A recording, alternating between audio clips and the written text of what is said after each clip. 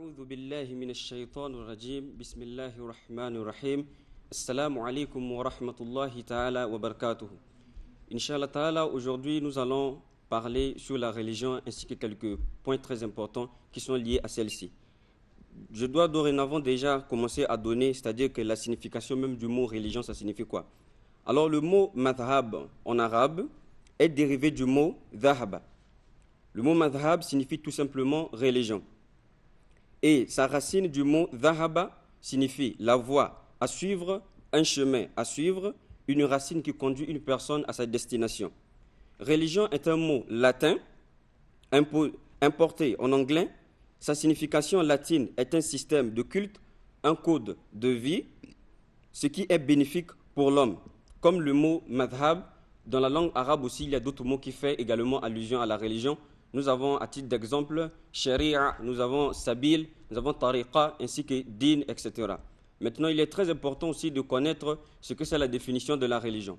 Alors, selon le concept islamique de religion, ce sont les ordres et les directives d'Allah donnés à l'homme par les prophètes. Et en agissant en conséquent, un homme réussira dans sa vie et dans l'au-delà. Et la religion, c'est un lien puissant entre Dieu ainsi que les hommes. Alors le Messie premier, alayhi salam, Hadrat Mirza Ghulam Ahmad alayhi salam, l'a défini en disant, le Messie premier salam dit, toutes les questions essentielles à la perfection de l'homme sont comprises dans le cadre de la religion. La religion comprend toutes ces questions qui conduisent l'homme de sa condition sauvage à la condition de vraie humanité et le conduit ensuite de condition d'humanité à une vie de sagesse et le conduit d'une vie de sagesse à une vie qui est consacrée à Dieu. Alors, telle est la définition donnée par le Messie premier salam de la religion.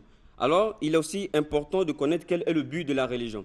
Alors, le Messie premier salam aussi l'a expliqué en disant, le vrai but de la religion est de connaître Dieu qui a créé l'univers et d'arriver dans son amour à un stade où l'amour de tout, le reste est brûlé, et d'avoir la sympathie envers ces créatures et de revêtir le vêtement de la vraie pureté.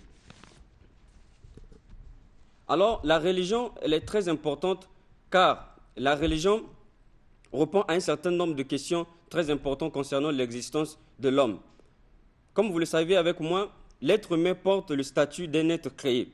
Alors, en ce moment, souvent, plusieurs questions se posent, à savoir que quel est le but ou bien l'objectif de la création de l'homme sur la surface de la terre.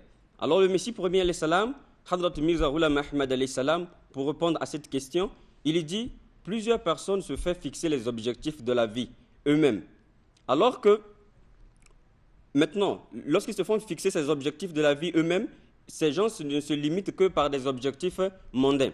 Alors que Dieu, le Très-Haut, dit dans le Saint-Coran lui-même, c'est-à-dire qu'il répond à cette question concernant le but ou bien l'objectif de la création de l'être humain sur la surface de la terre.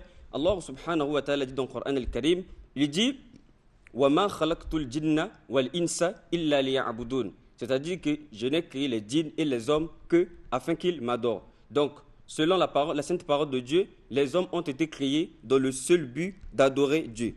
Donc, vu que l'homme porte le statut d'un être créé, raison pour laquelle ce n'est pas à lui-même de se fixer les objectifs pourquoi il a été créé. C'est plutôt à celui qui l'a créé de lui fixer un objectif puisqu'il porte le statut d'un être créé. Pourquoi? Pour la simple et la bonne raison que l'être humain, ce n'est pas au bon plaisir de sa propre volonté qu'il vient de ce monde et lorsqu'il le quitte. Raison pour laquelle ce n'est pas à lui de se fixer des objectifs soi-même. Et Dieu dit dans le Saint-Coran, comme je viens de l'expliquer, qu'en réalité, qu'on ne le veuille ou non, l'objectif de l'être humain sur la surface de la terre est d'adorer Dieu. Et vous saviez, un homme sans la religion, en réalité, il ne peut pas avoir, c'est-à-dire une bonne moralité et ne parlons même pas de la spiritualité. C'est parce que dans le Saint-Coran, Dieu a parlé en disant qu'il y a 3 étapes de nafs, c'est-à-dire que de l'âme, nous avons nafsul amara. Maintenant, c'est quoi nafsul amara, comme je vais l'expliquer?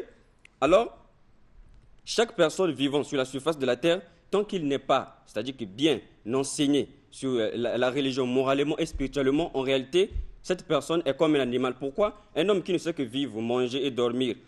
Alors, quelle est la différence entre lui ainsi que les animaux? Raison pour laquelle c'est très important pour que l'homme puisse, n'est-ce pas, apprendre ce qu'est de la religion.